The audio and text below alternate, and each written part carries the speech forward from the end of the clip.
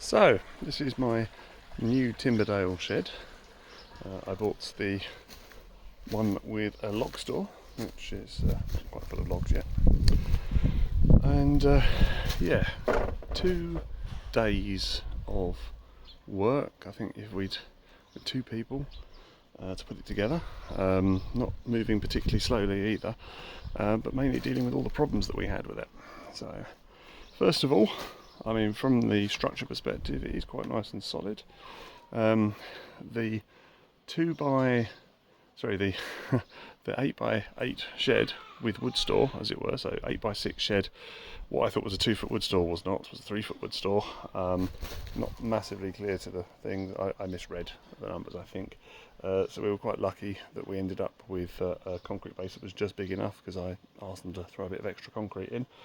And we had a slightly bigger base, so when the shed did start to go up and I realised quite quickly that it wasn't going to fit, I could tell basically that I'd made a mistake. So that's not on Timberdale, that's on me. But I thought, because I saw it in the 8x8 section on several websites, that it would be an 8x8 shed with the timber store.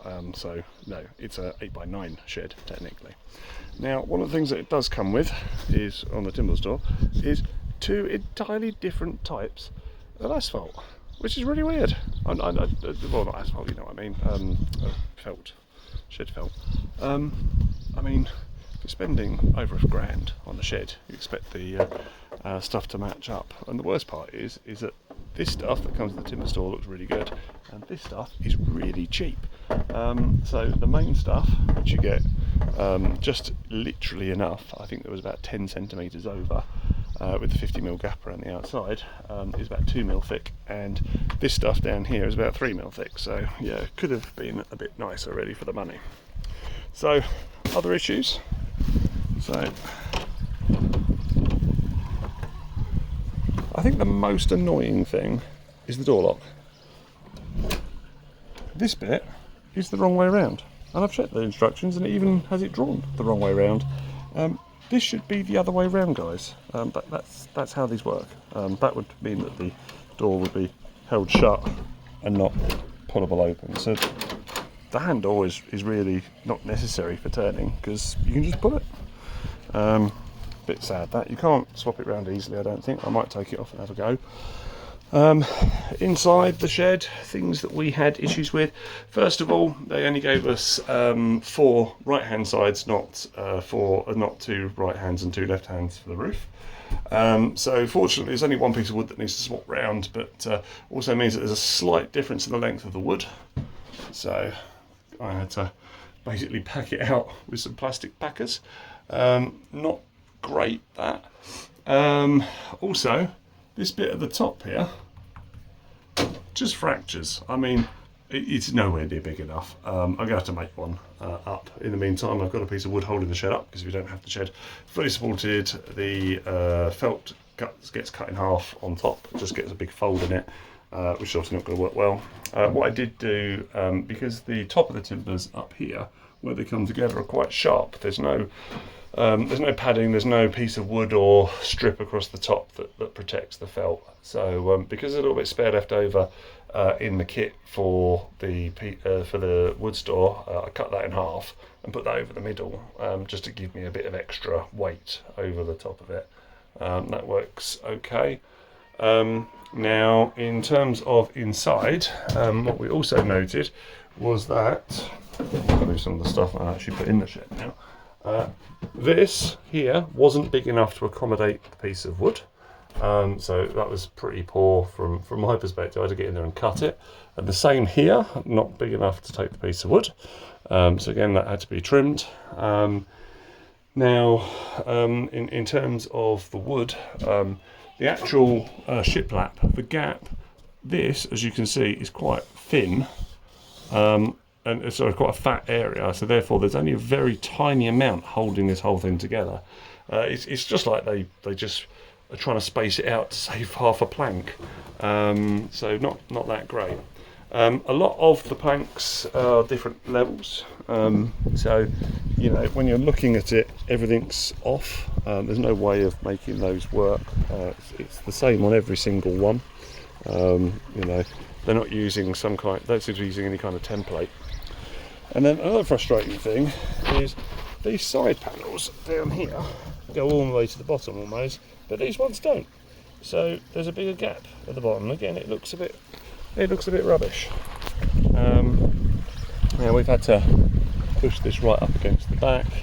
Again, depending on where these go, I've had to notch them occasionally. The fact that you have to do 147.5 mil or something, or 145.7 mil, seems like over engineering from a woodworker's perspective. You'd have thought they just rounded that up or down. In terms of the rest of it, I mean, it's okay, does the job, but I mean, those things, you know, again, shiplap is broken. The top of the shiplap, where these two, where the apex connects up, was quite badly broken on both sides. Very difficult to get that correct. Annoyed about the fact that the parts came in. And then from a screw perspective, we were missing probably 30% of the 60mm screws that are used everywhere on this, used for joining. Now I followed the instructions exactly, and in the end I just got a pack out and just, you know, from my own stores and use those instead. Other things that are a little frustrating was we were missing one of the end cap pieces, so not much we can do about that, unfortunately. I could cut another piece, but because it's right over the back, it's not going to get much in the way of wind. Another frustration were these posts. I mean, I literally have no idea why they're supplying 4x4 post holders for 3x3 posts. Even if you do them up tight, like we've done here, you know, basically it doesn't grip the post at all. So I've ended up putting screws in to get those in place.